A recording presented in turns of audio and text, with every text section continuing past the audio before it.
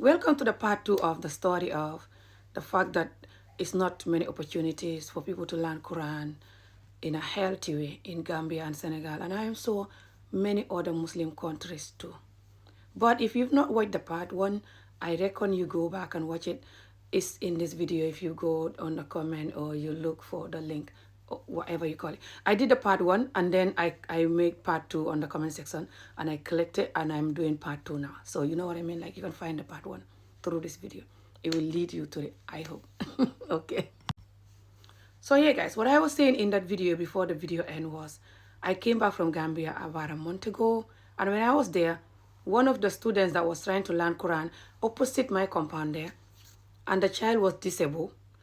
The child was punished until the child fainted, and they took the child to the hospital. The parents took the child to the hospital, and the child was no more alive because of the strict punishment that the child was getting for not understanding the Quran, not being able to read whatever surah or whatever part of the Quran they were teaching the child. These things are rampant for Gambia, Senegal, and I am so cross Africa like Guinea, Mali, all these African countries that are mainly Muslim dominant or have Muslims in general. Now, I know people all over the world, Africa or not, Muslim or not, some people are very strict how they bring up children. I just want to make that clear. But I'm talking for my people, like I said, and us, the African Muslims, we really have to do something about children that are suffering in these places that they're learning Quran, called Dara in my language. So that is the main reason why we don't know Quran the way we should. Us, the African Muslims, especially the ones that are in Africa. Yeah? That's why the way we dress and the way we do our marriages, I think that's why it's not proper Muslim way. But I don't know, like, for example, Arab Muslim or other Muslims, how they're doing their marriages, if it's correct or not, I don't know. Yeah? I'm just trying to see, because when I look at what Allah says in the Quran, you hear it in everywhere. You hear it in English. I have the Quran in English and, I am Arab. You will see how they say that the man should house, clothes, feed their wife. The man shall not cheat. The man shall be nice and kind, love their wife, seeing it like I'm worshiping Allah through my wife, But we make it like only the woman have to worship Allah through the man, for the most part, not all men. Some of our men are just angels. They're very kind and loving. I don't know where they get that though, because the reality is a lot of them don't come from home like that. They've not seen other men treating their women like that, because the women are too used to suffering and the men getting away with it. From a young age, they will spoil the man, So it's kind of like not the man's fault because the system programmed them like that. But now when they continue doing it as an adult, then it becomes their fault. So yeah, guys, don't get heated. This is just to explain some root of our problem and how I see it. And I am so, if you look deep, you will see what I see, yeah? Let's just tell the truth. Like I always said, I know it's not easy, but no society is perfect. Every society that is doing well now, they only get there because of telling the truth and looking into why they're not where they want to be. So yeah, my organization also does like talk to the mothers, talk to them about not to beat the children, serious beating, and to look at why they're beating the children, those type of beating, just because they do A, B, and C.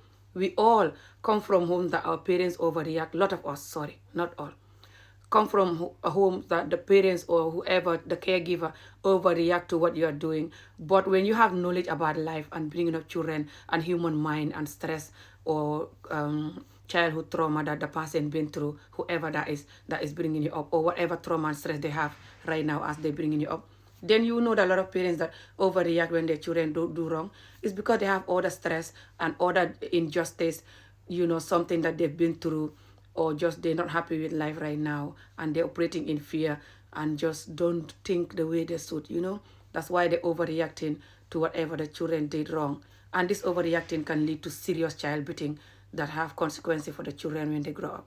So I do talk to them and make them understand why they should look at why they have to beat the children so much until they pee themselves. And even if they're teenagers, the amount of child beating that is in the community, guys, is insane. It's just insane. And when the child is used to when you're not happy, when somebody's used to when I'm not happy, you're going to suffer for making me not happy. And I'm not happy because you're not doing what I expect you to do. When the child is used to that, do you think that is a character of a husband or a wife? I'm just asking you. Exactly. So This is why our marriages cannot work. If you look at my work and my talk, you will see that everything linked. Everything that you see that I'm fighting for us to change, everything linked to why we are. If you look deep, you will see that it links to why we are where we are, you know. But that is if you care for us to move on to a better place. Yeah. Some of you do, but some of you, it's like you enjoy where we are. So you can just laugh at as many people as you can and just, you know, be like, this is who we are.